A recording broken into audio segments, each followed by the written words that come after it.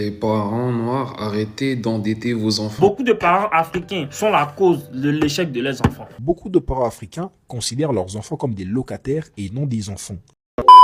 Bienvenue à tous et à toutes sur Carte sur table. Ici, nous parlons des sujets qui fâchent, des sujets tabous. Comme vous avez pu le voir au titre, aujourd'hui nous allons balancer certaines vérités au sujet des parents africains. Le fait que certains parents africains favorisent l'échec de leurs enfants et surtout ceux de la diaspora. Je vous laisse écouter les avis de certains internautes et s'il vous plaît, n'hésitez surtout pas à me donner vos avis en commentaire. Et de ce fait, je vous dis à plus tard dans la suite de la vidéo. Restez scotchés. Un jour, j'étais dans le salon de mon père et j'ai entendu une conversation. Les parents noirs, arrêtez d'endetter vos enfants. Il y avait une femme qui parlait pendant sa prestation, donc elle était en train de se faire coiffer. Elle dit que sa fille, elle touchait 1200. C'est son premier job étudiant.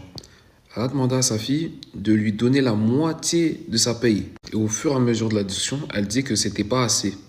Que sa fille devait lui donner 800 € de sa paye au lieu de 600. Et quand j'ai entendu ça, je me suis dit, en fait, les parents, ils sont partis presque tous dans la même école. Parce que là où certains parents, ils font en sorte que leurs enfants, ils ont un héritage de leur part. Ils demandent rien à leurs enfants. Je suis d'accord, tu peux aider papa et maman. Tu leur donnes ce que tu as. Et ce que toi, tu veux donner. Mais que ça ne devienne pas une dette ou quoi que ce soit. Parce qu'il y a des personnes, ils sortent de l'école, ils payent le loyer de leurs parents. Alors qu'ils n'ont pas un. Encore, tu as des sous. Tu as pété dans quelque chose ou quoi, tu vois. Tu as des tales. Il n'y a pas de problème. Et ça amène à des problèmes. Oh, cet enfant, il est radin.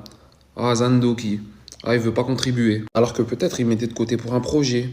S'acheter une voiture. Payer son permis. Je dis ça parce qu'il y a des parents qui bouffent l'argent des enfants. Ça veut dire qu'ils font pas de compte en banque dès qu'il est jeune. Qu'ils mettent de l'argent à l'intérieur et tout. Pour que plus tard, il puisse subvenir un peu à ses besoins. Quand je dis subvenir à ses besoins, c'est permis, voiture, tout ça, tu vois. Un petit chemin de vie. Il commence la vie, il sort de chez lui directement. Voilà. Il a un petit héritage de ses parents. Chez les Blancs, dès qu'un enfant vient au monde, compte épargne. Ils mettent la quicheta. Je dis pas en faisant cette vidéo qu'il faut pas donner aux parents. C'est pas ça que j'ai dit. Mais tu donnes ce que toi, tu peux donner. Ça doit pas être forcé, ça doit pas être une obligation. Dites-vous, certains parents, ils font quoi? Quand ils ont des dettes, des grosses amendes, ils mettent le nom de leur enfant. S'il vous plaît, est-ce que c'est normal? Les dettes de tes parents, ça peut pas être les tiens. Toi, quand t'es venu au monde, t'as rien demandé. Certains, quand leurs parents, malheureusement, meurent, ils encaissent toutes les dettes de leurs parents. Et je vous jure qu'ils se mettent à les détester malgré qu'ils sont dans la tombe. Les parents, ils te mettent dans des projets, t'as même pas idée, t'as même pas donné ton accord. Mais ils vont te demander, ouais, tu dois mettre l'argent parce que je vais acheter un terrain. Wesh, tu m'as pas consulté.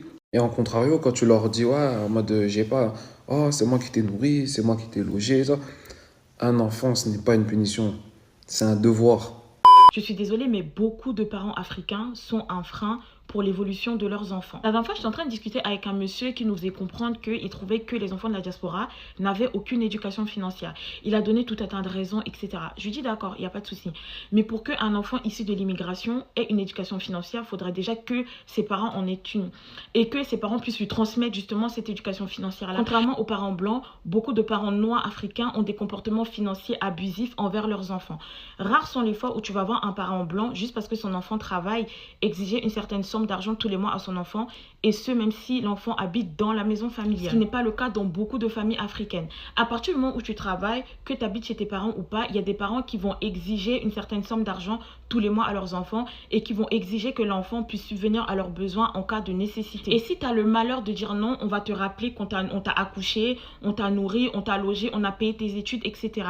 Alors qu'à la base, c'est leur travail, c'est leur rôle en tant que parent. Je suis désolée, mais demander à une personne qui est encore en train de se construire d'aider à payer le loyer, d'aider à faire les courses, d'envoyer de l'argent pour subvenir aux besoins des personnes qui sont restées en Afrique, oui, c'est un comportement qui peut représenter un frein dans l'évolution de l'enfant. Du coup, comment est-ce que vous voulez que ces enfants-là aient une éducation financière si à côté de ça, on a des parents qui les prennent pour un retour sur investissement? Je ne suis pas en train de dire qu'il ne faut pas aider nos parents. On doit aider nos parents. Mais à partir du moment où cette aide est un frein pour nos réalisations et à l'atteinte de nos objectifs, c'est là qu'il y a un problème en fait. Parce que même si beaucoup de parents noirs africains ne veulent pas l'admettre, ils ont fait leur vie, ils ont fait leur choix de vie. C'est à nous de faire nos choix de vie aujourd'hui. Peu importe les milliers d'euros que tu peux gagner aujourd'hui, si tu as des parents qui te prennent pour leur banque, tu ne vas aller nulle part et tu vas toujours stagner. Pour toutes les personnes qui vont dire « Oh, c'est l'éducation occidentale, etc. » Peut-être, mais c'est grâce à cette éducation-là que l'Occident est en avance par rapport à nous.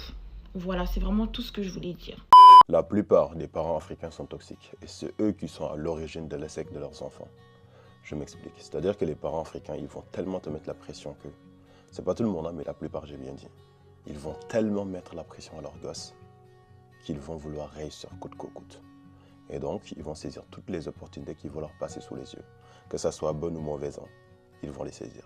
Oui, je l'ai vécu, beaucoup d'entre vous l'ont vécu aussi, et beaucoup d'entre nous le vivent encore à l'heure actuelle. Je parle bien évidemment du fait que beaucoup de parents africains considèrent leurs enfants comme des locataires et non des enfants. Je m'explique. C'est devenu une norme que les parents africains exigent, je dis bien exigent, un dû financier à leurs enfants une fois arrivés à l'âge adulte. Pour la majorité des cas, ces enfants-là ne commencent jamais leur vie avec d'épargne, et pourtant leurs parents n'hésitent absolument pas à leur exiger de leur filer une grosse partie de leur salaire. Petite parenthèse, j'ai un petit message aux parents africains. Regardez-moi droit dans les yeux. Vous n'êtes pas dédommageable. Vous n'avez pas à être dédommagé d'un quelconque montant qui n'existe pas. Vous avez littéralement décidé de mettre au monde des humains. Vous devez vous en occuper. Ok? Ça, c'est la norme. Non, pour tous les parents qui l'ont fait, c'est bien. Vous êtes à féliciter parce que vous avez tenu vos engagements envers vous-même et envers l'enfant que vous avez eu au monde. Mais l'enfant vous doit une gratitude éternelle. Et non une redevance. Retenez-le. Je vais m'énerver sinon. Je me calme et je reviens sur le fait que beaucoup d'enfants doivent à l'heure actuelle lutter parce que beaucoup de parents utilisent des stratégies sournoises. Je dis bien sournoises parce que beaucoup de parents manipulent. Je t'ai logé, je t'ai nourri, je t'ai payé si c'est normal. Vous n'avez pas à l'utiliser comme monnaie d'échange émotionnel pour obtenir de l'argent de la part de vos enfants. C'est une situation qui détruit des familles. Et je sais de quoi je parle. Sur ce, évitez s'il vous plaît de demander de l'argent à vos enfants. Essayez plutôt de leur aider à traverser un chemin qui est compliqué. Ensuite, ces enfants-là vous donneront tout. Vous l'entendez? Voilà. Cette vidéo elle est faite pour parler de vos darons. Oui, tes darons. Tes darons africains. Voilà. Et si tu nies sur ce que je dis, c'est parce que t'aimes être dans le déni, comme tes darons. Voilà. Vous aimez trop comparer vos enfants avec les autres.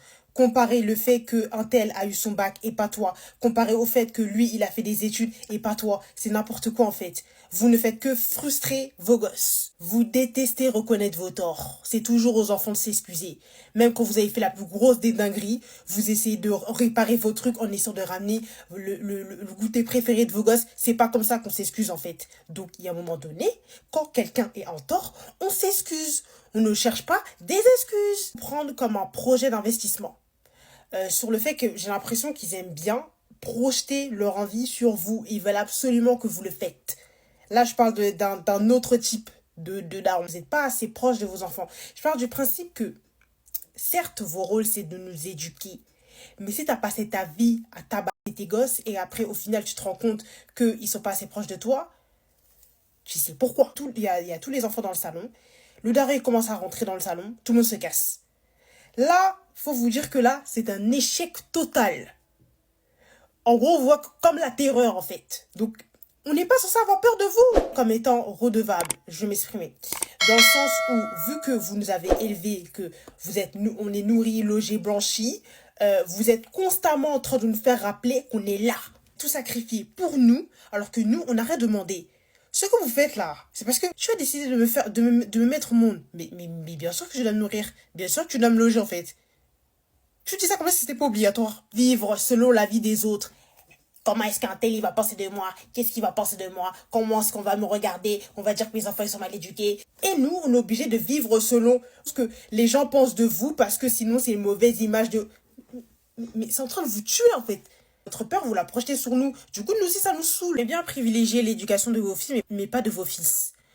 Vos fils, vous les apprenez à rien faire. Ni la vaisselle, ils savent pas faire. Nettoyer, ils savent rien faire. Et du coup, en gros, ça veut dire que, en fait, vous leur donnez pas assez de responsabilités. Donnez à vos garçons à savoir tout faire. C'est pas, on apprend aux filles à savoir tout faire et les garçons, vous les laissez là, s'asseoir sur les chaises et après quand ils vont grandir, ils vont dire quoi? Ça c'est des trucs de femmes, ça c'est des trucs de femmes parce que c'est vous qui leur avez dit que c'est des trucs de femmes, c'est vous qui avez fait comprendre que c'est des trucs de femmes. Du coup, eux, ils vont considérer que c'est des trucs de femmes parce que c'est votre éducation qui a fait ça. Tes préférés, honore ton père et ta mère. Et la suite? T'as oublié la suite? Tu veux que je te fasse rappeler la suite peut-être? Honore ton père et ta mère, c'est le premier commandement accompagné d'une promesse, afin que tu sois heureux et que tu vives longtemps sur la terre.